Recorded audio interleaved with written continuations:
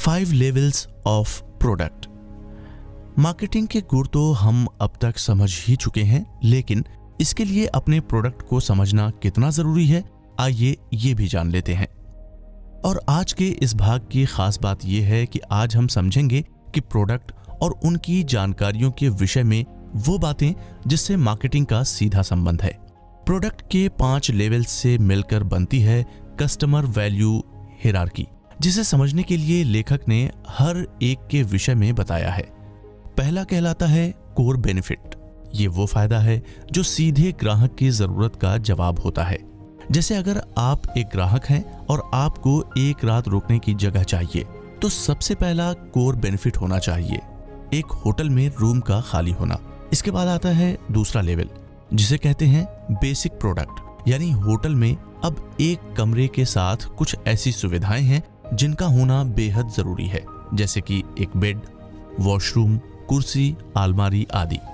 तीसरा लेवल है expected products का, जिसमें जरूरत के साथ आती हैं वो उम्मीद जो हर एक ग्राहक प्रोडक्ट या सर्विस लेते समय मन में करता है, जैसे होटल रूम में एक साफ बिस्तर, वॉशरूम में साफ पानी की व्यवस्था, बिजली और पंखा आदि।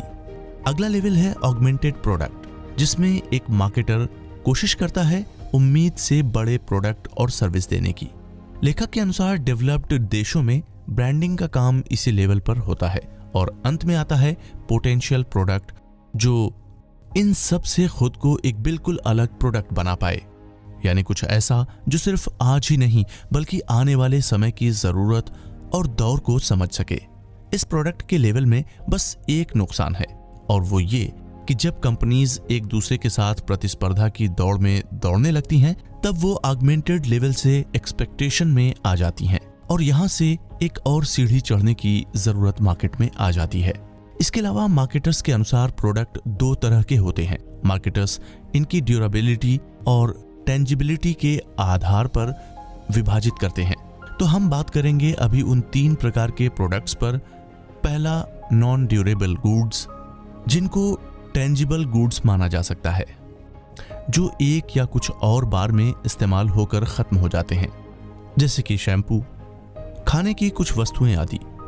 ये ऐसे ही बनाई जाती हैं जिनको बार बार खरीदना पड़ता है, और ये आसानी से आपके आसपास मिल भी जाती हैं। दूसरा है ड्यूरेबल गुड्स, जो भी टेंजिबल हो सकते हैं। इनको आप ऐसे समझें कि ये एक बार खरीदने के बाद आप कुछ समय तक चिंता मुक्त होकर इस्तेमाल कर सकते हैं। इसमें आते हैं फ्रिज, टीवी, कपड़े आदि।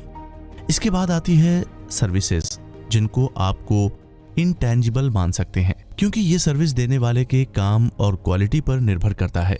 जैसे एक नाई की दुकान पर आप सिर्फ तभी जाना पसंद करते हैं जब आपको उसके काम यानी कि दी हुई सर्विस पसंद आए। अब मार्केटर के साथ साथ हमें ग्राहकों की सोच को भी महत्व देना है, और इसलिए उनके अनुसार भी गुड्स को अलग अलग कैटेगरी में विभाजित किया गया है। इनमें पहला है कन्वीनियंस, यानी अपनी सुविधा अनुसार खरीदारी करने की आदत। दूसरा शॉपिंग गुड्स, तीसरा स्पेशलिटी गुड्स, और चौथा है अनसॉर्ट गुड्स। अब इनको थोड़ा और विस्तार से जान लेते हैं। पहला, कन्वीनियंस गुड्स उन्हें कहते हैं जो आप आसानी से और बिना ज्यादा मेहनत किए खरीद लेते हैं। मान लीजिए आपको भूख लगी है और अब आप एक पास की किराना की दुकान पर गए और वहां से अपने लिए कुछ कोल्ड ड्रिंक्स और चिप्स के पैकेट्स खरीद लिए। न इस खरीदारी में आपको समय लगा और न ही कुछ खास मेहनत। आपने बिना ज्यादा सोचे विचारे अपने लिए सामान खरीदा और वापस आ गए।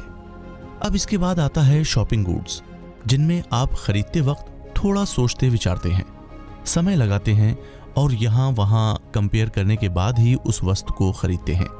इसमें 2 और प्रकार होते हैं, जिनको हम होमोजेनस शॉपिंग गुड्स और थ्योरोजेनस शॉपिंग गुड्स कहते हैं। होमोजेनस में ग्राहक एक ही सामान को खरीदने में सिर्फ उसके दाम के अंतर को देखता है। जहां सस्ता मिलने पर काम हो सकता है, वो उस सस्ते प्रोडक्ट को ही खरीदने के पक्ष में रहता है। वहीं हेट्रोजेनस में बहुत सारे ऐसे फर्क होते हैं जो हम आसानी से बता सकते हैं, और इसीलिए मार्केटर्स इस काम के लिए अपने सेल्स टीम बहुत अच्छे से उन बातों को समझाने के लिए तैयार करता है। इसके बाद बात करते हैं स्पेशलिटी गुड्स की। इनमें ब्रांड नेम एक बहुत बड़ा काम करता है। जैसे अगर आपको गाड़ियों का शौक है तो आप हर हाल में एक मर्सिडीज जैसी गाड़ी लेते समय ना उसके फीचर्स देखेंगे और ना ही उसकी किसी और गाड़ी से कंपेयर करेंगे।